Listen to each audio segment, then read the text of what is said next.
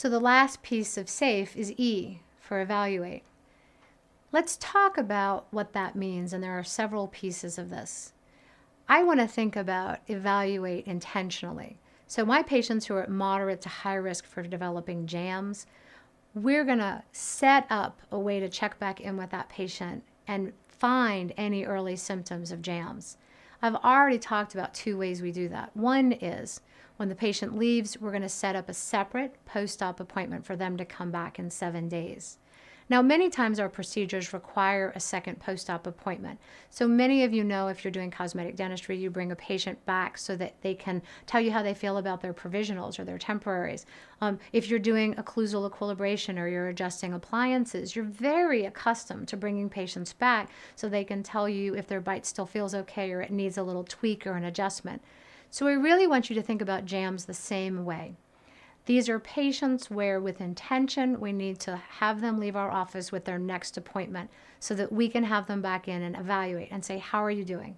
And at that appointment, we're going to go through our JAMS assessment questionnaire and we're going to screen for those same things we did in our initial risk assessment. Now, another piece of being intentional is to actually follow up with that patient. We can pick up a phone and call them and say, how are you doing? And again, this is routine when we think about certain dental procedures.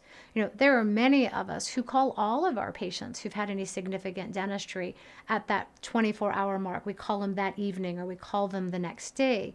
And if we're already doing that, we simply have to think about asking a few specific questions so that we can listen for the signs and symptoms that JAMS might be developing. So not just saying, hey, how are you doing after today's appointment, but specifically saying, you know, are you noticing any pain in and around your face, around your jaw joints? Are you having any trouble opening or closing your mouth? So we're going to be intentional about that.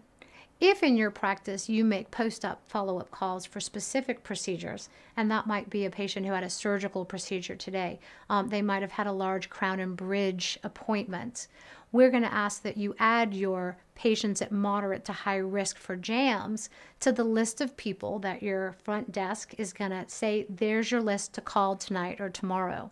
And it doesn't always have to be the dentist. In many offices, we actually have a member of our team who does those follow-up calls.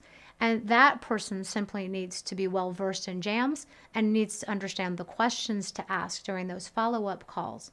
So just like we have other patients and other procedures that for us mean this person gets a follow-up call, our moderate to high-risk JAMS patients are going to get added to that list. Another really important piece of the E is that whoever in our offices answers the telephone knows how to listen to those signs and symptoms of JAMS when they take those post-op calls. So often what happens is after a procedure, a patient calls and says, you know, my jaw's a little stiff, my jaw's a little achy, I have a headache. And what they get on the telephone is, you know, take some Advil, take some Tylenol, rest, that's normal. It'll probably get better in a few days. And those are things that we want to make sure instead of doing that we're actually asking specific questions. We're getting that information. The person on the phone can actually go to the JAMS assessment so they know what questions to ask, and that information is actually now turning into the person on the phone saying, you know, we need to see you. Come in because we're going to do a post-op appointment. Or at least that information is going to get to the dentist and they can say, you know, let me share this with the dentist and let me find out if there's something we can recommend you do at home, or if we feel like we need to see you. What we don't want to have happen is that that person falls into the gap where it sounds like normal routine post-op, and then it doesn't get treated speedily, and they develop some larger problems, or they feel like, I'm not going to get a solution at my dental office, so now I need to go to that urgent care or to that ER. So that's going to be an important piece of that.